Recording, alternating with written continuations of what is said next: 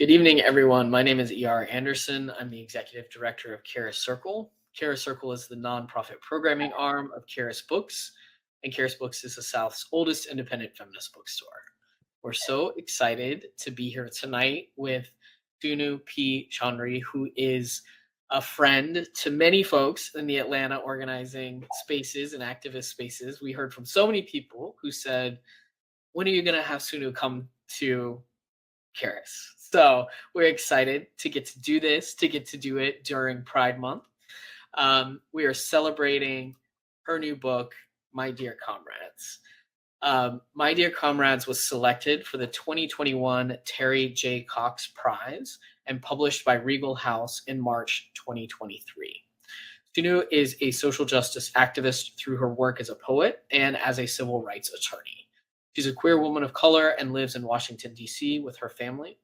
She's the daughter of immigrants from Kerala, India, and her work can be found in publications including Asian American Literary Review, Beltway Poetry Quarterly, Poets on Adoption, Split This Rock's online social justice database, The Quarry, and in anthologies including The Penguin Book of Indian Poets, The Long Devotion, Poets Writing Motherhood, and This Bridge We Call Home, Radical Visions for Transformation. Sunu is also the legal director for the National Women's Law Center and on the board of the Transgender Law Center. She earned her BA in Peace and Global Studies, Women's Studies from Earlham College, her law degree from Northeastern University School of Law, and later her MFA in Creative Writing in Poetry from Queens College, the City University of New York. She was included as one of the 2021 Queer Women of Washington and one of Go Magazine's 100 Women We Love class of 2019. She's delighted to help celebrate the launch of My Dear Comrades with all of you and with the book's fabulous cover artist, Ragni Agarwal. So we're very excited to have you here, and we're very excited to have our conversation partner here, the Reverend Winnie Varghese, who is the 23rd rector of St. Luke's Episcopal Church in downtown Atlanta. She co-hosts the Grace podcast with Reverend Azira France Williams, and I am so excited to have an Atlanta person having this conversation with you, and especially since y'all are longtime friends. So welcome to you both. Welcome to everyone who's watching at home tonight, from all over the world. I see we have a lot of Atlanta people, but also folks tuning in from elsewhere, some longtime friends. So please do shout out in the chat where you're watching from, if that's something you'd like to do. And you can ask questions at any time. It's not rude to put them in early. In fact, we encourage it. So put your questions in the chat, and Winnie will incorporate them into the conversation where it's appropriate. So without further ado, thank you both so much for being here, and I can't wait to hear your work. Yeah, thank you so much. I went to Agnes Scott College for a year and a half in the late 80s, early 90s, and I remember going to Charis Books in Little Five Points to see Alice Walker read poetry. I think it was the first time I had seen someone like that read in person, and I remember sitting literally at her feet on the ground because they were out of chairs, and they put a box by the microphone, and it was one of the most moving. It was like the beginning of knowing what it meant to be in spaces like that. And back in the day when I was at Agnes Scott, to imagine that Charis Books would be at Agnes Scott was beyond my capacity to think of that institution aligned with a feminist bookstore. So I'm really honored to be here today. And Sunu and I have known each other for a long time, and we'll tell you a little bit about that. And Sunu, one of your great gifts, I think, as a writer. And first, whenever I hear your resume and what you're up to, I just wonder what I'm doing with my time. I don't know how you do everything that you do and look great doing all of it. But one of the things I think is your great gift is to speak into particularity and to name detail. And to do it in ways that invite us all in despite our experience. You and I share a lot of commonalities in our experience, and also very different people, and I find myself drawn in to your writing regularly. Can you tell me, I guess, a little bit about the process? Like how is that kind of thing reflected in your book? Oh my goodness. Well, first, thank you so much to the bookstore. I see Lorraine made a comment. Thank you, Lorraine, for connecting me with ER. And thank you so much, Winnie, for being open to being in conversation today and your friendship over all these years. Yes, so in My Dear Comrades, there are many, many books, poems about LGBTQ identity, for example, being Pride Month here in DC. I wanted to mention that. But also, sometimes when I read those poems, people with all different backgrounds say, this landed for me because I'm in an interfaith marriage, or I am not accepted by my parents because of XYZ, or because I had a divorce, or any host of reasons that can sometimes create complicated relationships. And so I have been really moved by different people coming to me and saying a particular poem really meant something to them, even though their experience might be very different from mine. And that has been one of the really amazing experiences I've had doing these readings. So I want. Can I ask you to read something? Yes, of course. Am I allowed to? Can I get you to read Onum in Manhattan? Yes, yes. So the thing that Winnie and I have in common, one of the big things, is both of our families come from the state Kerala, which is in South India. And this is a poem that is about a harvest festival from Kerala, India. And Onam is the name of that festival. So the title of this is Onam in Manhattan. Far away from Kerala banana trees that gave us these once frozen banana leaves to use as our plates, we sit and recreate tradition of what they do in the place we call back home. Sitting on the floor with our cream-colored clothes and hungry eyes, we are served rice and coconut curries, countless vegetable dishes, and spicy pickles on the side. Side by side, we are happily eating away with our hands, everyone quiet and busy, when she asks, "Are you eating your mango pickle?" "Yes, of course," I reply, but still allow her to share some of mine. She reaches over with her curry-stained, rice bits dripping hand. She leans in close and takes more than half of my mango pickle from my shiny green banana leaf plate. Now we are bonded, I say, as I sat there wanting to believe that she felt some special affection for me if she'd take my mango pickle so freely on the same day that we had met. But I could already tell that this was the kind of girl who would take mango pickle so freely from almost anyone's banana leaf. I also want to say that poem was set in the home of Mina Alexander, wonderful feminist writer, author of Fault Lines.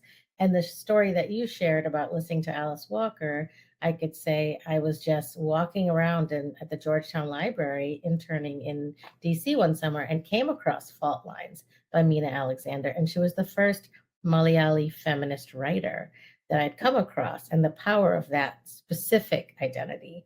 And we talked, I think, about the Covenant of Water and how now you have Abraham Varghese writing about Kerala, writing about words in Malayalam, and that getting such a big audience through it becoming, Oprah's book club pick. But the power of seeing your own family's language in print in so many, many, many pages is something. And so there's definitely words, Malayalam words throughout the book as well. And so that's a way that I think we can find ourselves represented, and it's quite powerful when it happens.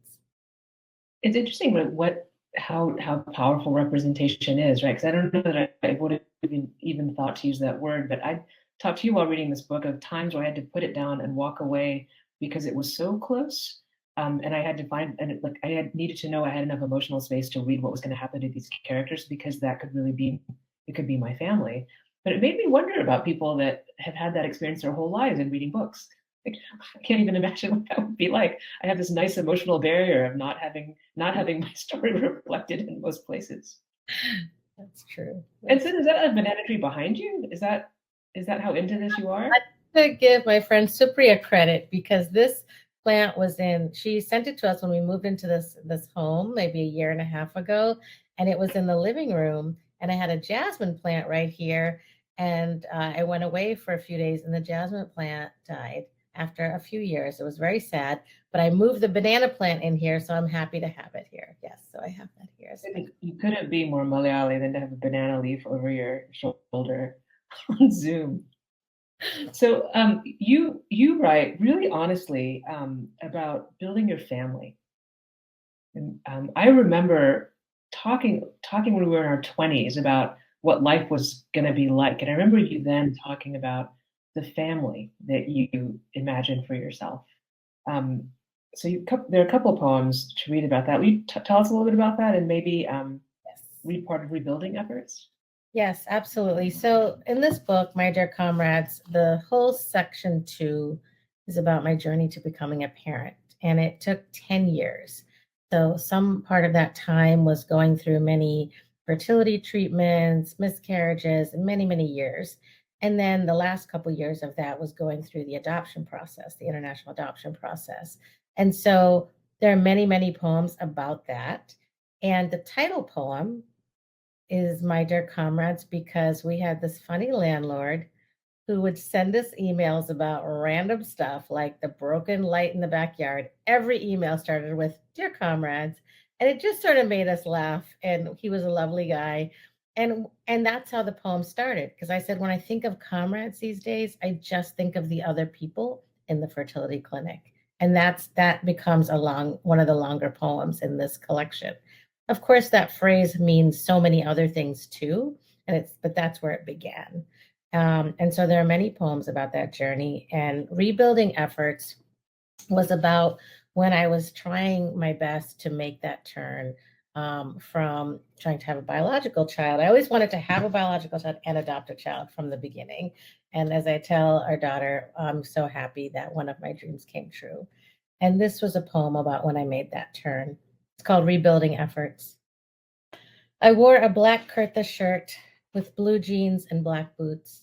I wore no jewelry. It was the first time I had ventured into social after all that solitude. I had wanted to talk to no one. I just wanted to sit by Shalini, and so I sat and breathed in 3 times for each in-breath. The dancers fused the modern with the classical Indian, and I was distracted by a few moments of color, movement, after so much sitting at home. I avoided speaking to everyone but the lead dancer's mother, visiting from Arizona. Is this how the first outing felt for you? The first after a death, a job loss, a breakup, or your own specific kind of despair? When did NYC begin again after 9/11? Do you remember what you wore on that night? And Winnie, you know where this dance performance was? St. Mark's. St. Mark's in the Bowery. That's where the dance performance was, where you were the priest. What a great church, St. Mark's in the Bowery. Wow. Yeah. And Wow. I think this poem sort of reflects sometimes when you're in that moment when you can actually just sit at home, you have to focus on the most tangible thing, right? Like just put on this pair of shoes. You can leave your house. You don't have to talk to anyone, right? When you're in that kind of emotional state, it is those physical, tangible things that sometimes sort of you have to focus on just to take the next step.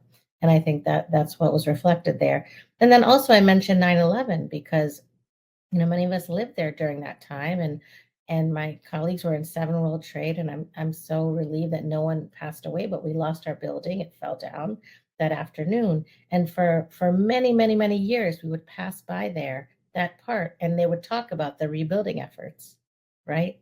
And so they would say, how are the rebuilding efforts going? And that whole section was just blocked off for years and years and years, right? That we lived there. So I think that the title also reflects that. And it's also a repeated title. I have many poems with this title because it's never ending. The rebuilding efforts are never ending, and even refer to our practice now every week of figuring out our gym schedule because you got to recommit to it all the time. Right, Reverend Winnie? Saturday rebuilding efforts with Sunu. Yeah. Do you have Kashtaput Vannu in front of you?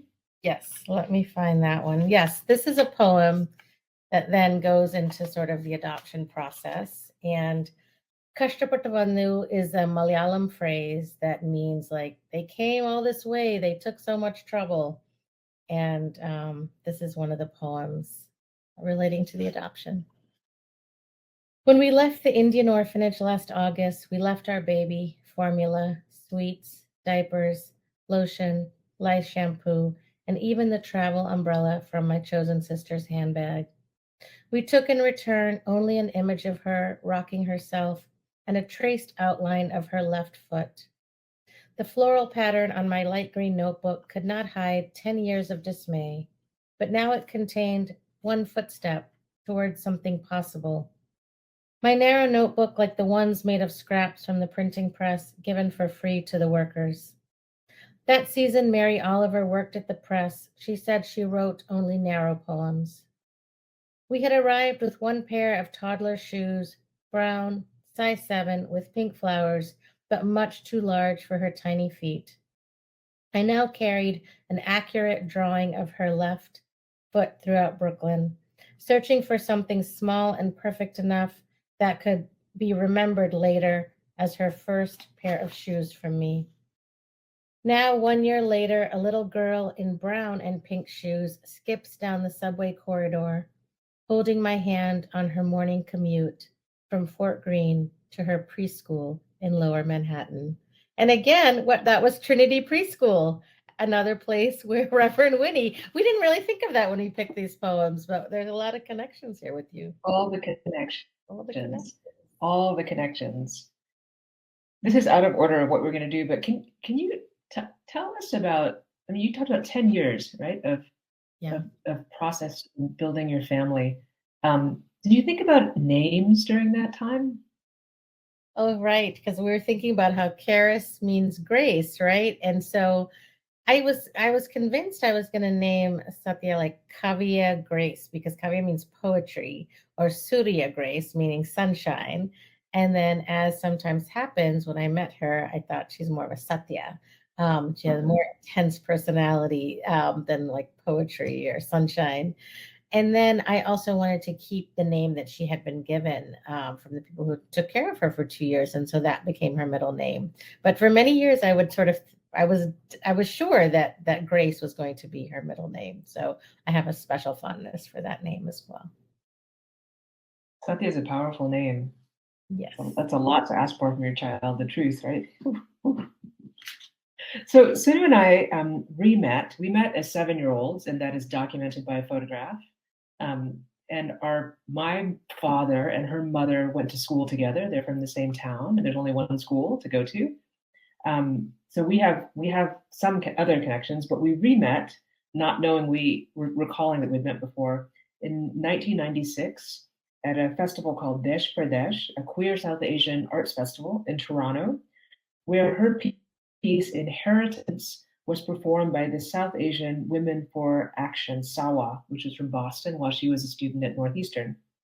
And I remember listening to this poem and slumped in the back. It had been, I can't remember why I slumped over, but as it was being performed, starting to sit up straighter and straighter and realizing this was about Kerala and that this was a queer woman writing about Kerala.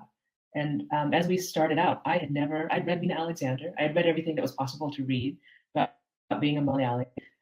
I had never heard this experience mirrored beautifully. And it was shocking to me. And at the end of it, I think I was just literally sitting up very, very straight. So the person I was with, the friend I was with, said, well, you have to go talk to her. And I'm really thinking, well, what would I say? I just want to sit in this moment where something about who I am just got reflected out there. And might exist in the world.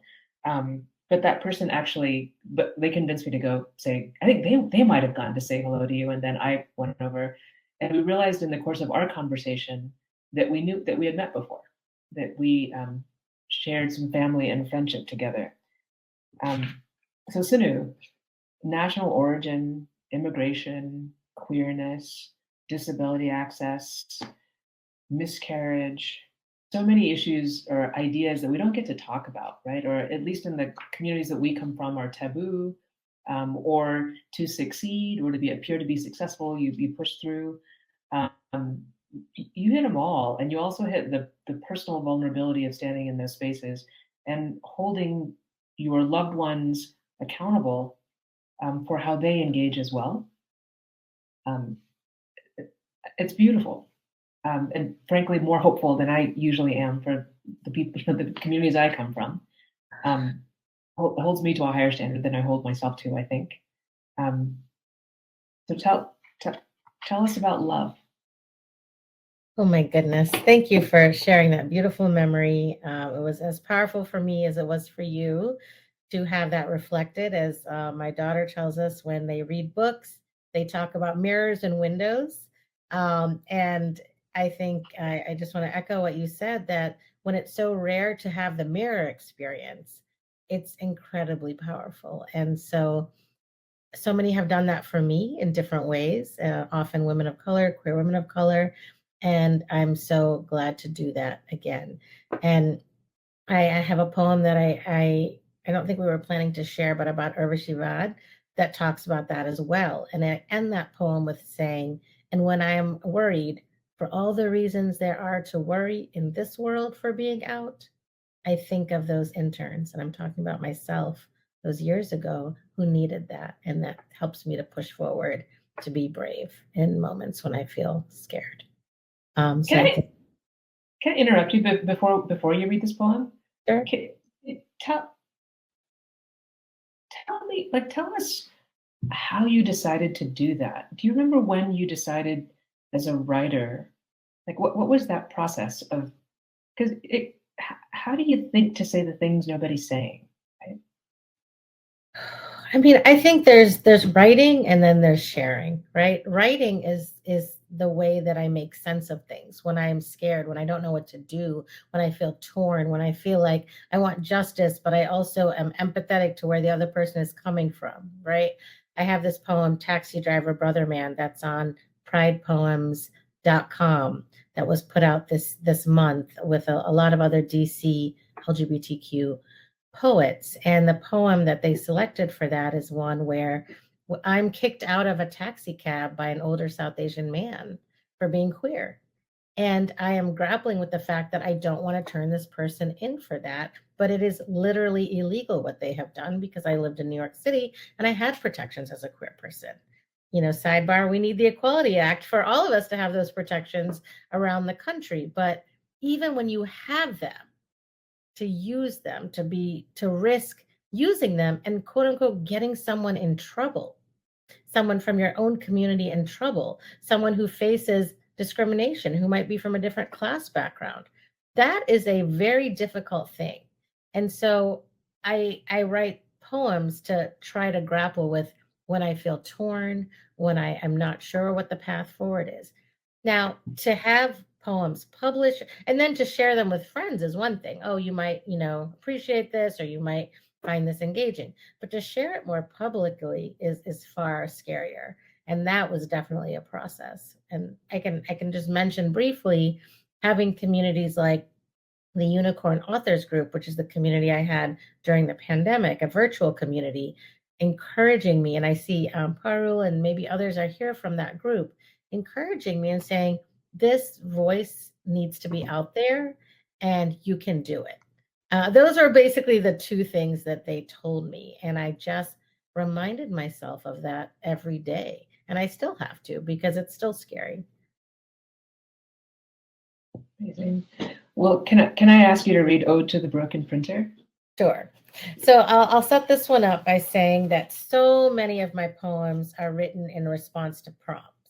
And 6 of the poems were from a series of classes from the Provincetown Fine Arts Center, virtual class with Layla Chatti, Chatti, and it was about praise in hard times. It was the middle of the pandemic. It was a virtual class, and she had wonderful prompts. And one of them was to write an ode, so a praise poem, to something really weird, unusual, unexpected. And that's where this poem came from. It's called Ode to the Broken Printer, 3 printers ago.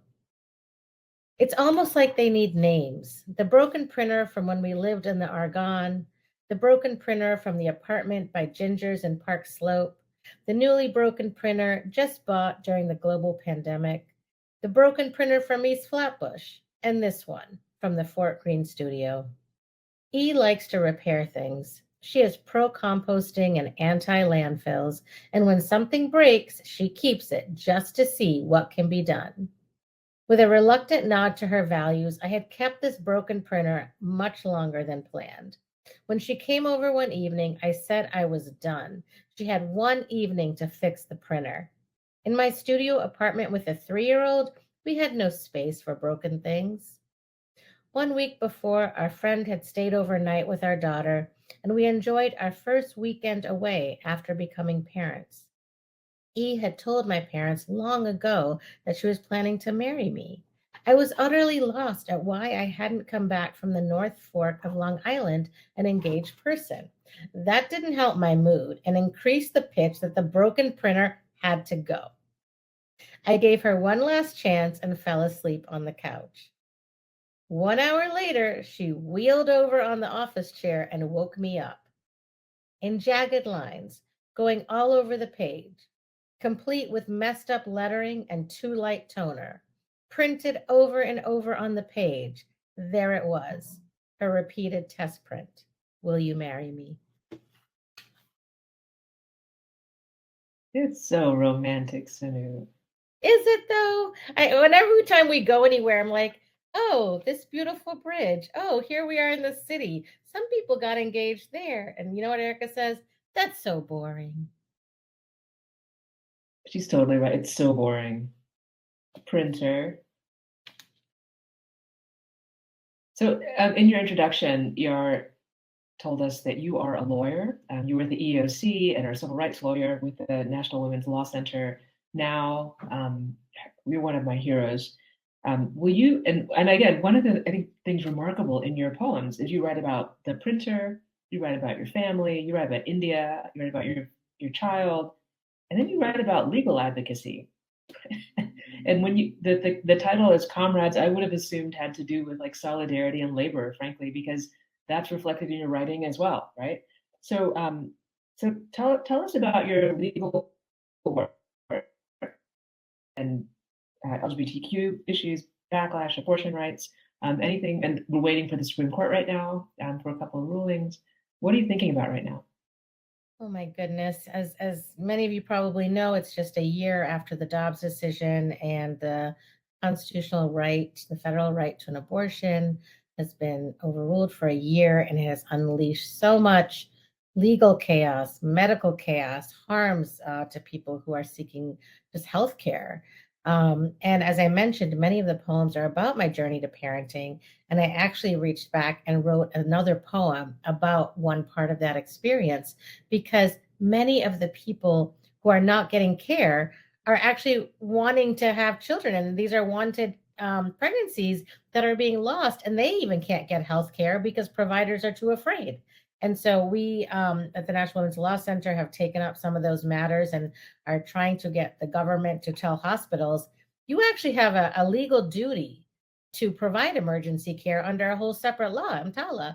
And so these hospitals are violating that law and letting people die or be at the risk of death, or sending them to other places. And so I did reach back and read and write another poem that's not in the book that I can share, that reflects sort of one of those stories.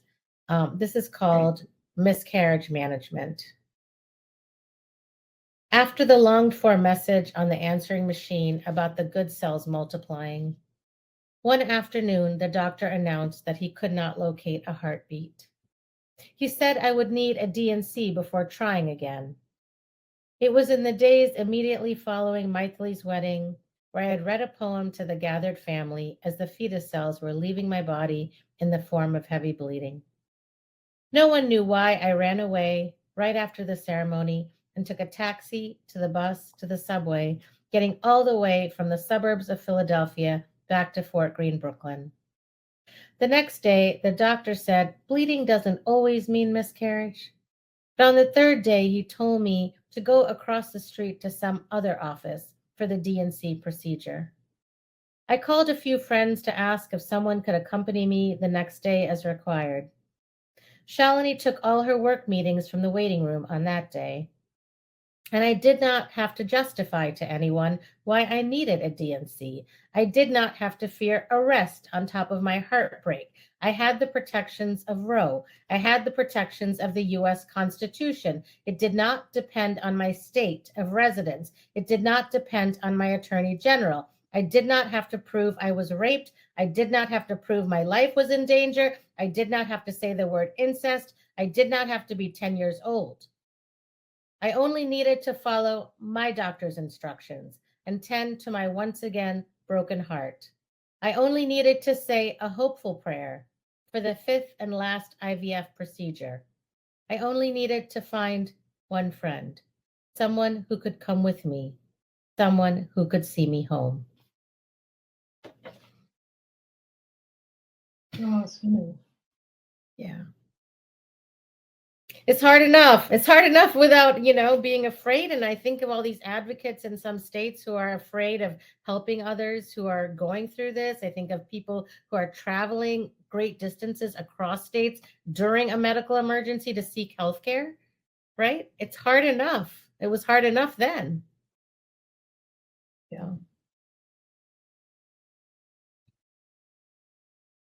Can I ask you to read Too Pretty? Sure. So this is an old poem, and it was published by Split This Rock in their online database, The Quarry. That's a social justice poetry organization. And I was on their board when I arrived to DC, or a few years after I got to DC. And I really admire their work in pulling together social justice poets and poems. So they published this originally, and it's about a story that took place in the New York City subway. And I think it helps to just name the reality that queer women, cisgender women who may present in certain ways, and trans folks, like, our struggle is one struggle. And we've already seen documented when states are passing bills or laws into law that target trans people, they're going to be used, and they are being used, to target cisgender women who may present more masculine. And that's just a fact. And we've said that in countless briefs and fact sheets, that this is one fight. And of course it's happening. Of course, the gender policing is continuing and getting worse for all of us. And so I just want to highlight that it's one struggle. And the National Women's Law Center is continually making that point. And I'm on the board of the Transgender Law Center as well to make that point. It's one fight. And the fight is for us to all be who we are and be free and be allowed to thrive and be safe. Okay, this poem, Too Pretty. October on the subway, roses at my side, kids being loud. One skinny girl with a cap and a pretty smile gets up to give me her seat and takes this chance to sit on her friend's lap.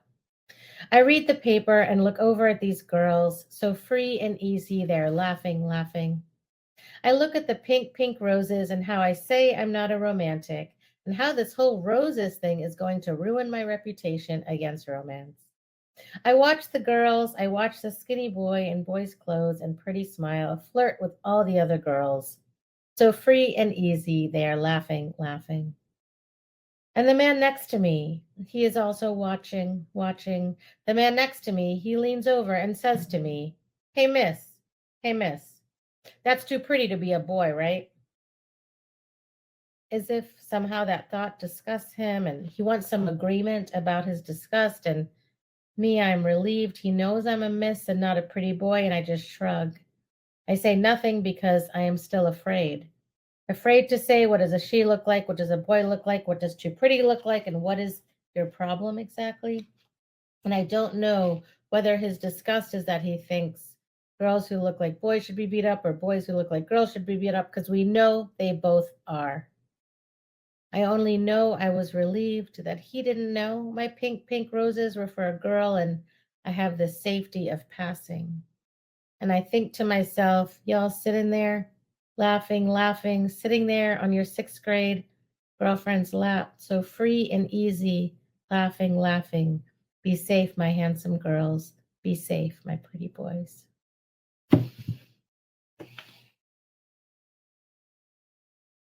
So here in Georgia, like some other parts of the country, right, where these are issues coming before our state legislatures.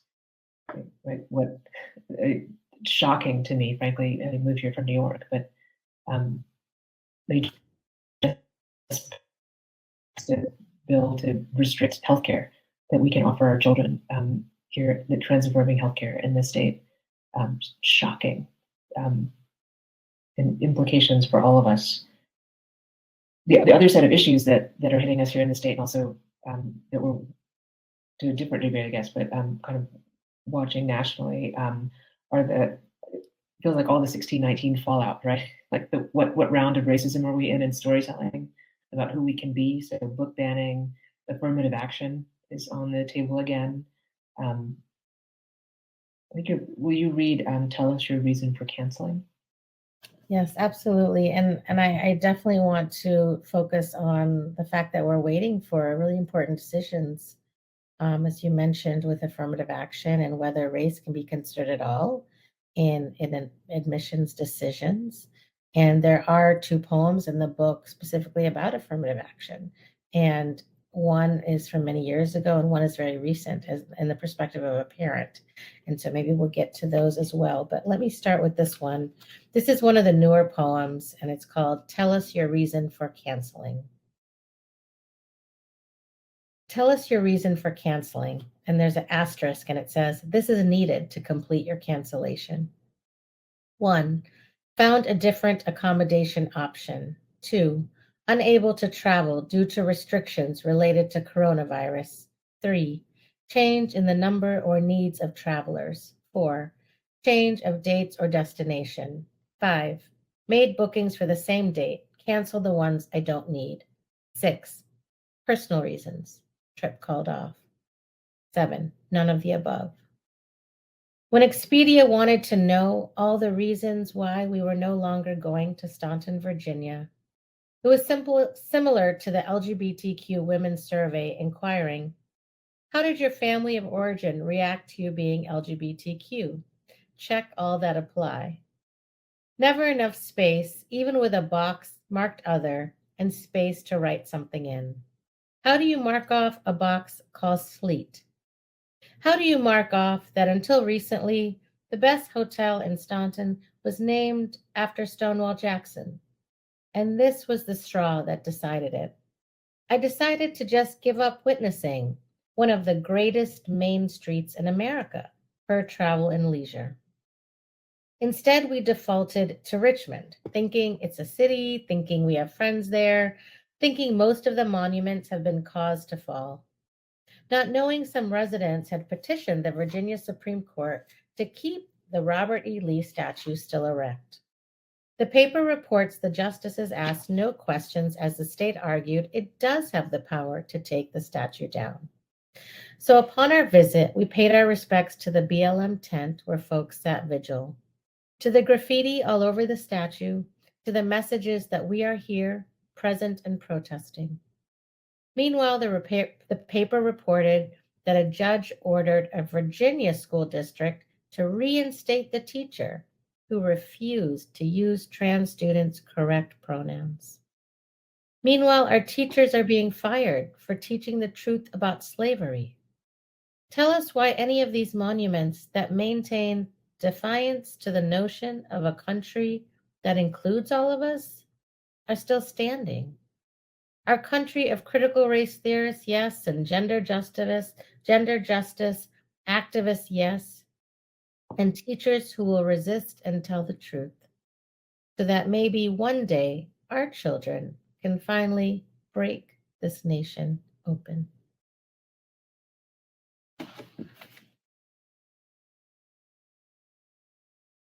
This is backtracking a little bit, but on the topic of that powerful poem, thank you. Tell us I'm curious, right? We're immigrants, we're Asians. Affirmative action comes before us and during our lifetime. And tell me how you think about, like, what should be happening now? What do we need? Yeah, I think we probably do have time, so I can share the poems that relate to affirmative action. And I'm so heartened to see so many Asian Americans, saying sort of not in our name, and sort of lifting up that the Asian American identity and the South Asian identity have people from many, many different classes. And you can't just average that out and say everybody's fine, right? You have many, many well-educated South Asians and Asian Americans, and you have many who are really struggling and are working in, 2 and 3 jobs and don't have the access that many others have. And I think we need to name that and lift that up. Also, there is this reality that you don't know what you don't know. And whenever I read this next poem, I talk about my father has a PhD.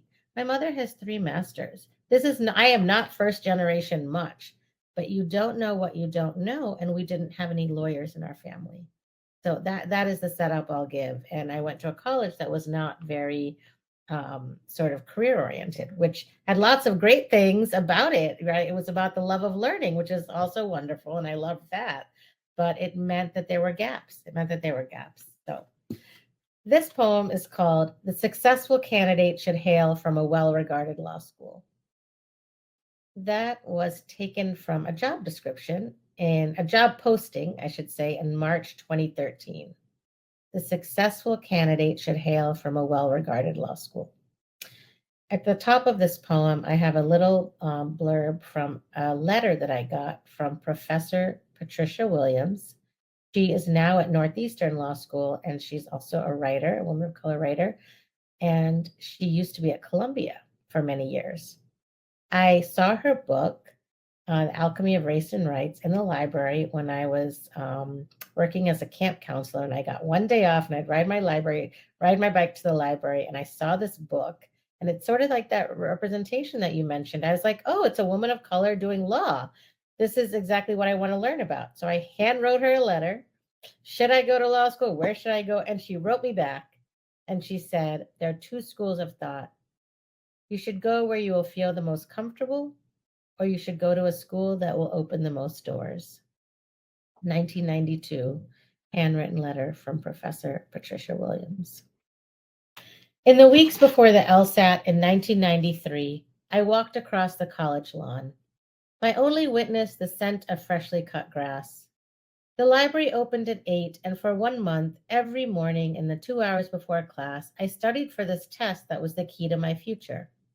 Classmates complained to my face, you know you'll get into law school because you're a person of color. No relatives in this field, I knew nothing of preparatory classes, no academic counselor informed me of practice exams or asked to review my essay. I used one study book purchased at a bookstore over the summer. Every morning before class, I sat in the library overlooking the snow-covered trees, trying my hand at impossible logic puzzles and math games, these building blocks of arguments, improving my time slowly. Then one morning, the minivan to transport us 2 hours away to the closest test in Bloomington, Indiana, was late. Our tickets read in bold print, no one will be admitted after 8:30 a.m. At 8:30 a.m., we sat completely still at a red light at the outskirts of Bloomington.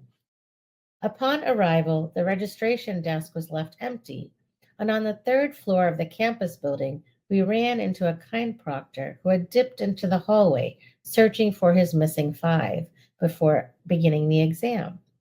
The 5 of us, breathless, entered the room, filled in our name in little circles, and began.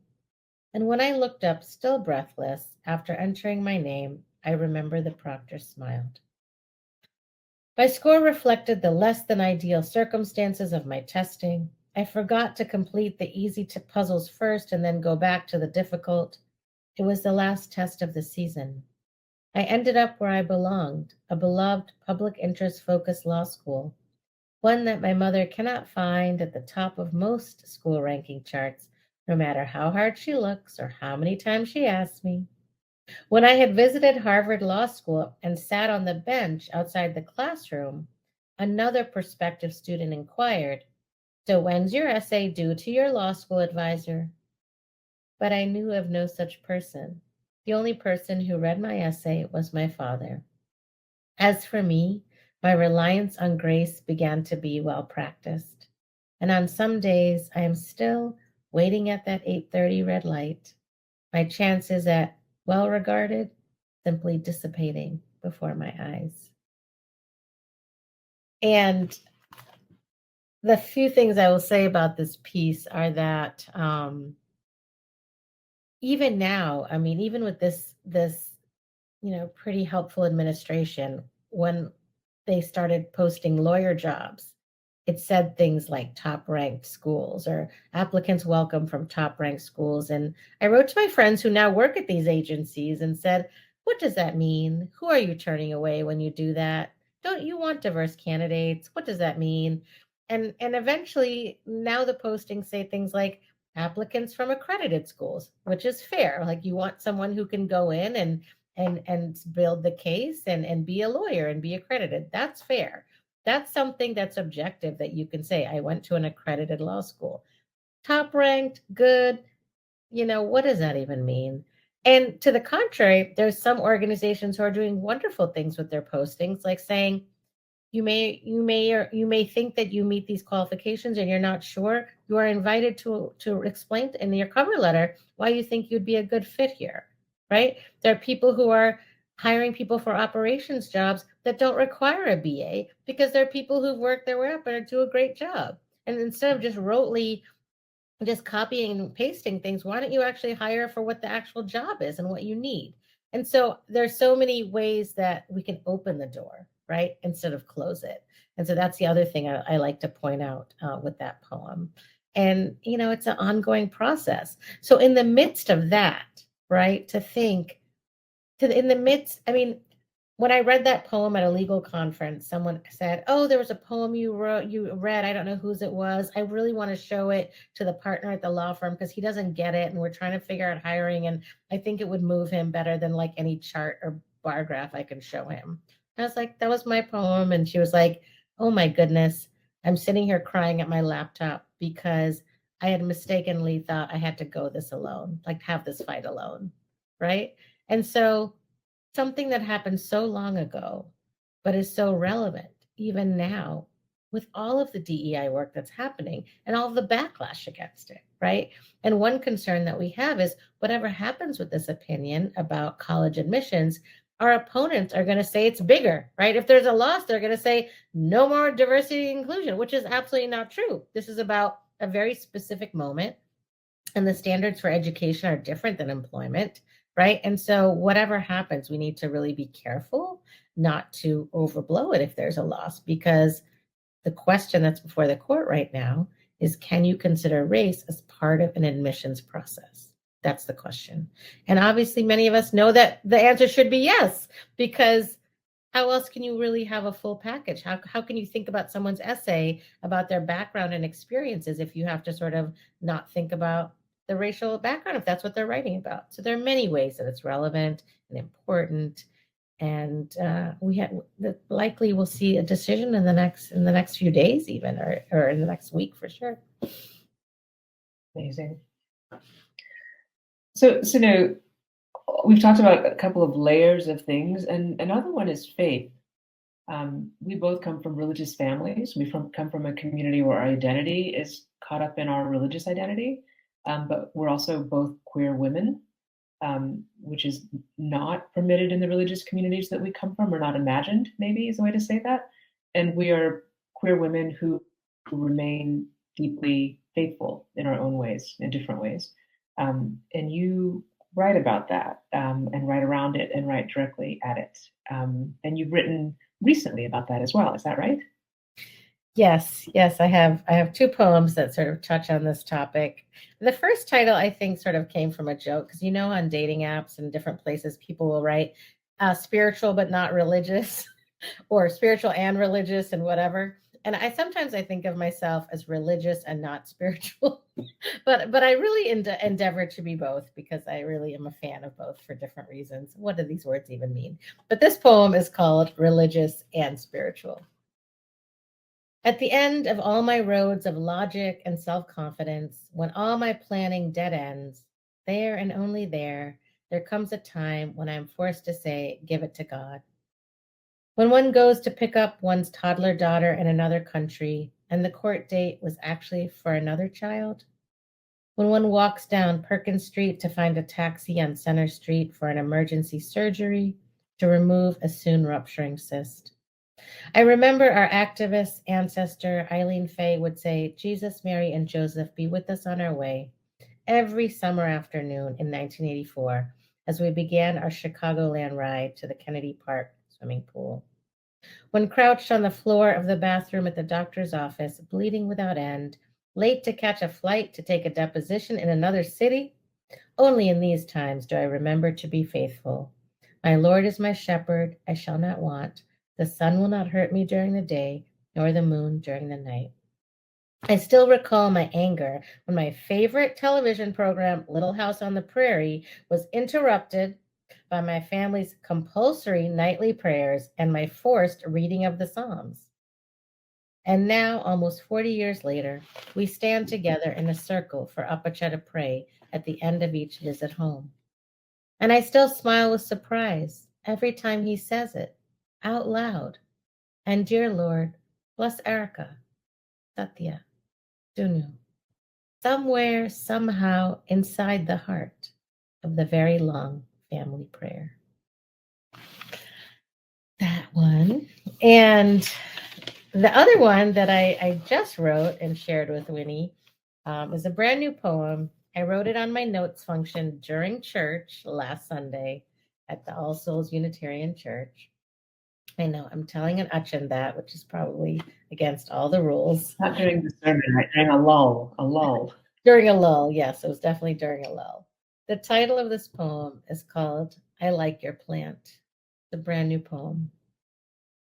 For the second time ever, I see the storybook witch lady at her patio balcony. The first, the day after Great Granny died. The second, almost 5 months later, the weekend of Great Granny's birthday and memorial service. The neighbor has wild white hair going in all directions and a salmon-colored baggy t-shirt with some design I cannot decipher from my stationary bike. As Alex fake yells at me during fake Hidden Hills spin class, I see her only during my standing climbs. At first, she's stretching both hands to the sky, but then she starts gripping. 5 floors above the ground, she's gripping the railing. I know there are many reasons to grip a railing. I know there are many times when I've gripped a railing. She keeps stretching and then gripping.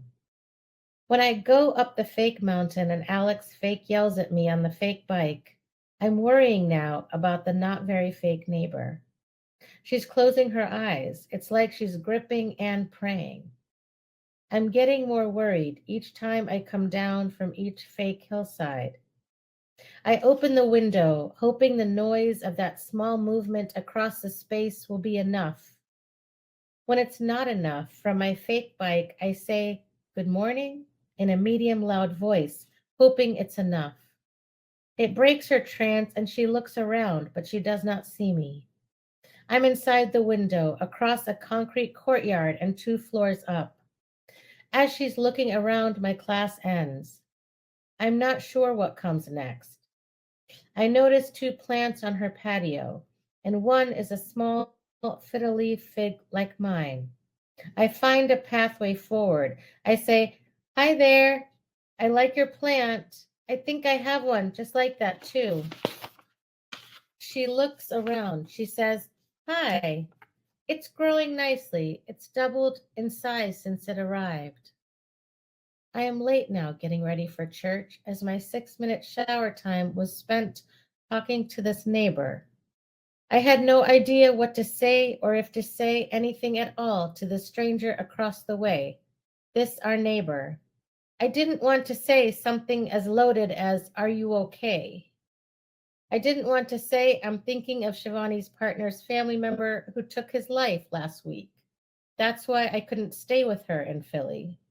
I didn't want to say my friend's spouse our age just started hospice this week after 2 years with cancer. I didn't want to say we lost our great granny this year. We're celebrating her life this afternoon. I didn't want to mention Jen's essays on nervousness and healing and how close the line can be.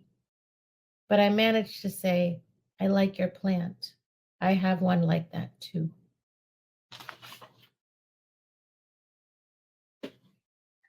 Sunu, when did you start writing poetry? Goodness. We found all these cute little stories from when I was 10, and it said, Sunu is an author, and this is her second book. And so apparently there were some little like knit together writings from before then. But when I remember writing a poem was in high school when we went to volunteer with those who are unhoused. And it started to make me uncomfortable because I didn't know what that did to help them. And I started to wonder if it was more for us or for them. And it was called The Moment. And I think it was published in like Quaker Life magazine or something like that. But it's like that's the kind of thing that pushes me to write, because it's something that beyond that moment, you know, it's the age-old fight. Like children need playmates when they're unhoused, and having, you know, kids come and play with them is not a bad thing. But you better be working on some systemic change too. And that is the ongoing thing, right? Right, Reverend Winnie? So you wrote that poem and then you submitted it somewhere? I think it was probably one of those Reverend Dr. P.V. Chandy saying, let's do something with this, because he is a big advocate for just putting yourself out there. And actually, so is my mom in her own way. And so I imagine he said, send that to Quaker Life. I bet they'll like that. I love that. So Sunu, you have a poem that I think, so don't tell anyone the title, but I want you to read it. I used it in a sermon recently, and it's really powerful. I'd love for us to close with that. Okay, I would love to read this poem. Do you want me to wait? You want me to say the title last? Okay. Would you mind? No, I'm going to do it your way. You included it in your sermon, which I am so find that incredible. Okay. Don't push hard. Don't push hard. Don't push so hard. No need to press it so. Just place it gently on top. Let it settle into its place. And only then twist. Not that way. Not that way. The other way. Try one way. Try one way. And if it doesn't work, then stop. Then stop. Then stop completely. Then try another way. Trust me. Trust me. You will know when it is time to stop turning. And the title is Teaching My Daughter to Recap the Toddler Toothpaste.